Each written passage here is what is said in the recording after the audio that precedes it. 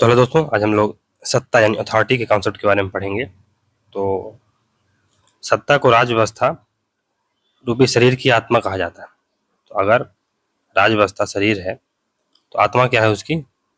सत्ता। क्योंकि राज व्यवस्था में सारे संघर्ष किसके लिए होते हैं? अथॉरिटी के लिए होते हैं, पावर के लिए होते हैं। सत्ता एक प्राकृतिक आवश्यकता है, एक नेचुरल नेसेसिटी है। सत्ता सामान्य स्वीकृति के साथ शक्ति के प्रयोग को कहा जाता है।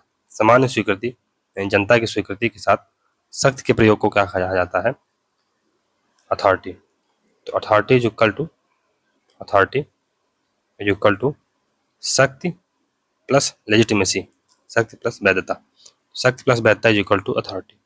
यूनेस्को की एक रिपोर्ट 1955 के अनुसार सत्ता वह शक्ति है जो स्वीकृत, सम्मानित, ज्ञात एवं औचित्यपूर्ण हो। बेयर स्टेट के अनुसार सत्ता शक्ति के प्रयोग का संस्थात्मक अधिकार है, वह स्वयं शक्ति नहीं। बायर स्टेट ने शक्ति व सत्ता को अलग अलग माना है। बायर स्टेट के अनुसार सत्ता संस्थाकृत यानी इंस्टीट्यूशनलाइज्ड शक्ति है। सत्ता क्या है? इंस्टीट्यूशनलाइज्ड शक्ति। तो हम शक्ति को इंस्टीट्यूशनलाइज्ड कर देते हैं तो वो अथॉरिटी कहलाती है, सत्ता कहलाती है। वही है बेसिकली, हम जब उसे लेजिटिमेट कर देते हैं तब वो अथॉरिटी बन जाती है। लासवेल एवं कैपलान ने सत्ता को औपचारिक शक्ति कहा है, ऑफिशियल पावर कहा है। बर्टन रसल ने अपनी पुस्तक पावर में सत्ता को दूसरों के कार्यों को प्रभावित करने की क्षमता माना, दूसरों के कार्यों को प्रभावित करने की क्षमता माना। फिर मैक्स वेबर ने सत्ता को प्रभुता यानी डोमिनेंस के रूप में देखा है, कहा है कि यह संभावना है कि एक विशिष्ट आदेश का व्यक्तियों के एक विशिष्ट समूह द्वारा पालन किया जाएगा, तो यह प्रभुता है। तो डोमिनेशन मतलब क्या? एक विशिष्ट आदेश का, फॉर एग्जाम्पल CAA का व्यक्तियों के विशिष्ट समूह यानी भारत के लोगों द्वारा पालन किया जाता है तो वो क्या है? प्रभुता है, डोमिनेशन है। इस प्रकार सत्ता आदेश देने का अधिकार और उसका पालन करने की शक्ति। लासवेल ने सत्ता को प्रभाव का पर्याय माना है यानी डोमिनेंस का, इसको या इफेक्टिवनेस का इससे पर्याय माना है। माओ ने कहा है सत्ता बंदूक की नली से निकलती है, पावर या authority flows from the barrel of gun. Gandhi ने सत्ता के लिए अहिंसा, प्रेम व सत्य को आवश्यक माना है। मॉर्गन थेओ क्या कहते हैं कि राजनीति सत्ता के संघर्ष के अतिरिक्त कुछ नहीं है। तो politics is nothing more than struggle for power. सत्ता के सिद्धांत की सर्वप्रथम स्पष्ट एवं महत्वपूर्ण अभिव्यक्ति हॉब्स के लेवियाथन में हुई। उसके अनुसार सत्ता व शक्ति की खोज ही व्यक्तियों में आपसी प्रतियोगिता का कारण है। हॉब्स ने सत्ता को भावी स्पष्ट लाभ का समरूपी माना, भावी स्पष्ट लाभ का समरूपी माना है। हॉब्स के बाद हेगल ने राज्य के प्रभुता संपन्न शासक को सर्वोच्च एवं ईश्वरीय बना दिया। निश्चय आदि के बाद में हेगल के विचार को और अधिक स्पष्ट कर दिया। तो निश्चय के आदि के बाद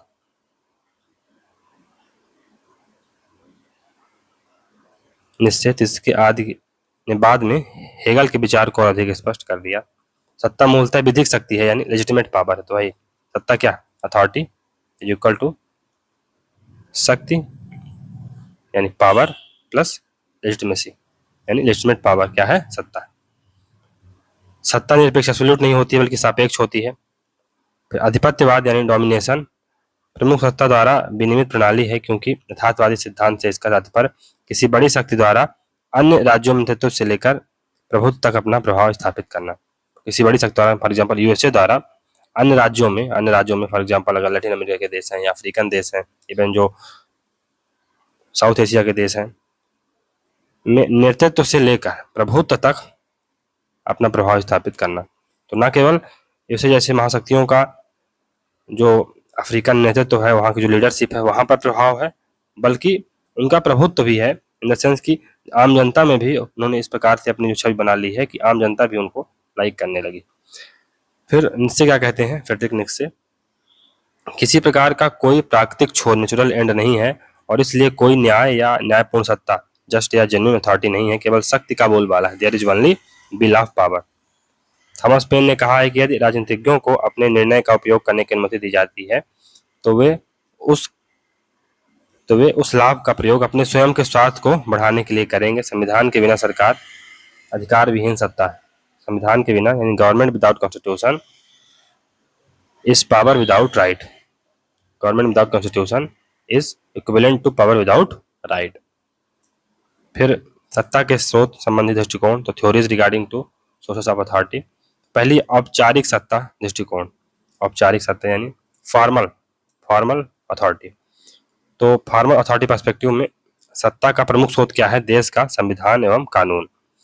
समर्थक कौन है? हॉब्स व ऑस्टिन है, हेगल भी इसके समर्थक हैं। इसमें टॉप टू डाउन ये चलती है। औपचारिक जो फॉर्मल अथॉरिटी होती है टॉप से डाउन की ओर चलती है, यानी ऊपर से नीचे की ओर ये आती है। ठीक है। फिर स्वीकृत दृष्टिकोण, तो कंसेंसस या कंसेंट बेस्ड पर्सपेक्टिव है, जन सहमति से पैदा होती है। तो सत्ता बेसिकली जन सहमति से पैदा होती है। ये दारवादी दृष्टिकोण है। यहाँ पर डाउन टू टॉप यानी जनता की सहमति पहले होगी, फिर टॉप में सत्ता जाएगी। क्षमता दृष्टिकोण यानी कैपेसिटी पर्सपेक्टिव, तो शासक की क्षमता से पैदा होती है सत्ता मैकियावेली का प्रिंस, तो शासक की क्षमता से पैदा होती है क्या? सत्ता। इसमें मैकियावेली के प्रिंस और मैक्स वेबर भी इसके समर्थक हैं। अगर आपके पास कैपेसिटी है, फॉर एग्जाम्पल मोदी जी की क्षमता क्या है? वो अपनी क्षमता को सिद्ध कर चुके हैं, इसलिए उनका एक काइंड ऑफ सत्ता अभी भी स्टेब्लिश है। तो ये कैपेसिटी से, अगर लीडर कैपेबल है तो उसकी अथॉरिटी रहेगी। फॉर एग्जाम्पल मनमोहन सिंह, उनके अंदर उतनी ज़्यादा कैपेबिलिटी नहीं थी, क्योंकि उनके ऊपर किसका कब्जा था या किसका काइंड ऑफ नियंत्रण था? सोनिया गांधी या कांग्रेस पार्टी का। तो वो निर्णय नहीं ले पा रहे थे उस अथॉरिटी से जिस अथॉरिटी से इनको लेना चाहिए था। यही बात है कि क्षमता पर निर्भर करती है सत्ता, शासक की क्षमता पर। सत्ता सहमति पर आधारित होती है, it is based on consent. Down to top चलती है। इस संबंध में दो दृष्टिकोण है। पहला है जोन ऑफ इंडिफरेंस यानी उदासीनता का क्षेत्र। सत्ता अधीनस्थों की स्वीकृति पर निर्भर करती है, यानी जो सबॉर्डिनेट है उनकी स्वीकृति पर सत्ता निर्भर करती है। निर्बाध रूप से इसको स्वीकार किया जाता है। और इसका कॉन्सेप्ट कौन देते हैं? Chester Barnard. तो सत्ता अधीनस्थों की स्वीकृति पर निर्भर करती है। सत्ता आपकी तभी है जब हम आपकी बातें मानेंगे। जो सबॉर्डिनेट है, जो अधीनस्थ है, फॉर एग्जाम्पल प्रधानमंत्री की सत्ता तभी तक है जब तक उसके सबॉर्डिनेट जो अधिकारी हैं वो उसकी सत्ता को माने। अगर उसकी सत्ता को मानना ही बंद कर दिया सबॉर्डिनेटों ने, तो कहे की अथॉरिटी आपकी। ये बात है, मतलब निर्बाध रूप से इसको स्वीकार अगर किया जाता है तो यही सत्ता है। चेस्टर बर्नार्ड इसको कहते हैं। फिर जोन ऑफ एक्सेप्टेंस यानी स्वीकृति का क्षेत्र। सत्ता के आदेशों का क्षेत्र वहीं तक है जहां तक अधीनस्थ इसे ग्रहण करते हैं। तो वही बात है कि जहां तक मैं इसको ग्रहण कर लूंगा, यानी जो अधीनस्थ हैं, जो ब्यूरोक्रेसी है काइंड ऑफ, वो आपके अथॉरिटी को जहां तक ग्रहण करने के लिए तैयार है। जो लेवल है, एक कट ऑफ पॉइंट होता है ना, कि यहाँ से हम आपकी सत्ता को, अब ऐसे कोई बात है जो आप कह रहे हैं जो किसका सिर पैर नहीं है, तो उसकी बात मानने के लिए थोड़ी हर व्यक्ति स्वीकार कर सकता है। तो ये जोन ऑफ एक्सेप्टेंस है कि जहां तक हमारी एक्सेप्टेंस है वहां तक आपकी अथॉरिटी है। जोन ऑफ इंडिफरेंस यानी जहां पर सत्ता अधीनस्थों की स्वीकृति पर निर्भर करती है। और इसका कॉन्सेप्ट हर्बर्ट साइमन ने दिया है, जोन ऑफ एक्सेप्टेंस का। जोन ऑफ इंडिफरेंस का चेस्टर बर्नार्ड ने दिया। बीच, तो सत्ता के संबंध में दो सिद्धांत का वर्णन किया है। बीच एक थिंकर है, इन्होंने सत्ता के संबंध में दो सिद्धांत दिए हैं। औपचारिक सत्ता यानी फॉर्मल थ्योरी, तो आदेश देने का अधिकार सत्ता है, यानी आदेश अगर आप दे रहे हैं तो इसका अधिकार सत्ता कहलाती है। मुख्यतः देश का कानून व संविधान इसके स्रोत होते हैं। समर्थक किसके हैं? Hobbes, Austin, Hegel. इसका प्रभाव टॉप टू डाउन होता है, टॉप टू डाउन इसका प्रभाव होता है। एक्सेप्टेंस थ्योरी, इसके समर्थक हैं व्यवहारवादी, मानव संबंधी, उदारवादी। सत्ता कानूनी रूप से तो केवल औपचारिक होती है, किंतु वास्तव में सत्ता या आदेश की समानता अधीनस्थों की स्वीकृति यानी जनसहमति पर निर्भर करती है। तो सत्ता कानूनी रूप से यानी लीगली तो ये औपचारिक होती है, फॉर्मल होती है, लेकिन वास्तव में सत्ता या आदेश की समानता अधीनस्थ यानी जो सबॉर्डिनेट हैं उनकी स्वीकृति या जनसहमति पर निर्भर करती है। अधीनस्थ अपनी समझ व योग्यता में आदेशों को स्वीकार करते हैं तो वह स्वीकृत सत्ता बन जाती है। तो जो सबॉर्डिनेट अपनी समझ व योग्यता में आदेशों को स्वीकार करते हैं तो यह स्वीकृत सत्ता यानी एक्सेप्टेड अथॉरिटी बन जाती है। इसका प्रभाव डाउन टू टॉप होता है। बर्नार्ड की बुक है the functions of the executive. Function of the executive के अनुसार स्वीकृत सत्ता के विषय में 4 शर्तें पूरी होनी चाहिए। तो स्वीकृत सत्ता के विषय में 4 शर्तें पूरी होनी आवश्यक है कि अधीनस्थ अधिकारी आदेश अथवा सूचना को समझता या समझ सकता है।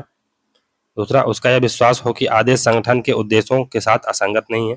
तीसरा, विनिश्चय के समय वह यह सोचता हो कि एक समग्रता के रूप में संबंधित आदेश उसके व्यक्तिगत हितों के अनुकूल है, तथा लास्ट है कि वह मानसिक और शारीरिक दृष्टि से उस आदेश के अनुपालन में सक्षम। फिर एक्सेप्टेंस ऑफ अथॉरिटी, सत्ता के प्रकार, तो सॉरी टाइप्स ऑफ अथॉरिटी। तो मैकमोहन अपनी पुस्तक अथॉरिटी एंड डेमोक्रेसी 1994 में आती है, मैकमोहन अपनी पुस्तक अथॉरिटी एंड डेमोक्रेसी जो कि 1994 में आती है में सत्ता के प्रकार बताते हैं। पहला है अथॉरिटी यानी ई एक्सपर्ट, और ई अथॉरिटी या ई एक्सपर्ट, ई माने एक्सपर्ट।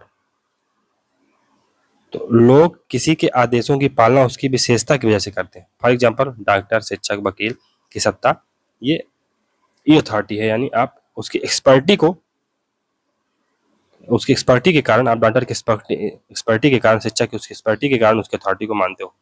फूको क्या कहता है कि ज्ञान ही शक्ति है। अगर आपके पास ज्ञान है, डॉक्टर के पास ज्ञान है, शिक्षक के पास ज्ञान है, वकील के पास ज्ञान है, तो ज्ञान ही शक्ति है। तब आपके पास शक्ति होगी, आपकी अथॉरिटी लोग स्वीकार करेंगे। यानी पहली चीज तो आप एक्सपर्ट हो, तब आपकी अथॉरिटी मानी जाएगी। दूसरी अथॉरिटी पर्सन की अथॉरिटी होती है, पी यानी पर्सन की अथॉरिटी। जब सत्ता तब पैदा होती है जब व्यक्ति किसी आदेश को स्वेच्छा से मानने के लिए तैयार होता है। पर्सन की अथॉरिटी तब पैदा होती है जब कोई व्यक्ति किसी आदेश को स्वेच्छा से मानने के लिए तैयार होता है। तो यहाँ आदेश पालन में जन सहमति आवश्यक है, यानी consent of the people important है। ये पॉपुलर सॉवरेंटी टाइप की अथॉरिटी है। फिर सी अथॉरिटी यानी सी यानी cooperation, C is equal to cooperation. तो जब म्यूचुअली बेनिफिट्स होते हैं तो लोग एक दूसरे को कॉपरेट करते हैं तथा एक दूसरे के आदेश को और सत्ता को मानते हैं। तो जब म्यूचुअली बेनिफिट्स होते हैं, हमको आपसे, आपसे हमको बेनिफिट होता है, तो हम एक दूसरे के साथ कॉपरेट करते हैं और एक दूसरे के आदेश और सत्ता को मानते हैं। यही है सी अथॉरिटी। अब मैक्स वेबर की बुक है theory of social and economic organization. Theory of social and economic organization में उन्होंने सत्ता के 3 प्रकार बताए हैं। एक ट्रेडिशनल अथॉरिटी, दूसरी कैरिज्मेटिक अथॉरिटी, तीसरी है तर्क संगत यानी लीगल रेशनल अथॉरिटी या रेशनल लीगल अथॉरिटी। जो ट्रेडिशनल अथॉरिटी है, ये इसका आधार क्या है? परंपराएं हैं, रीति रिवाज। उदाहरण के लिए राजतंत्र, पितृतंत्र व वृद्धतंत्र। तो हम अपने वृद्धों की अथॉरिटी क्यों मानते हैं? क्योंकि ट्रेडिशन है, चला आ रहा है, क्योंकि बुजुर्ग हैं तो बुजुर्गों की बातें हमें शुरू से, बचपन से सिखाई जाती है कि माननी चाहिए, तो इसलिए हम भी मानते हैं। ऐसा उसमें कोई वो नहीं। दूसरा है कैरिज्मेटिक अथॉरिटी। इसका आधार है अधिदैविक या अधिभौतिक शक्तियां। For example Gandhi, Hitler, Modi, Churchill की सत्ता ये कैरिज्मेटिक अथॉरिटी है। वाह मोदी जी, मतलब एक करिश्मा है उनका। करिश्मा न होता तो 10 साल सत्ता में कोई रह पाता था? करिश्मा तो है ही। गांधी जी का भी करिश्मा था। मतलब गांधी मतलब हिटलर, चर्चिल, इनकी सत्ता क्या है? करिश्मेटिक अथॉरिटी, मतलब कि अधिभौतिक शक्तियां इनके पास या अधिदैविक शक्तियां, ऐसा टाइप का, सुपरमैन टाइप का जो इससे बात करता है। फिर तीसरा है Regal rational authority, rational legal authority. तो इसका आधार है कानून व तर्क, यानी नौकरशाही की जो सत्ता होती है ये लीगल रेशनल अथॉरिटी होती है।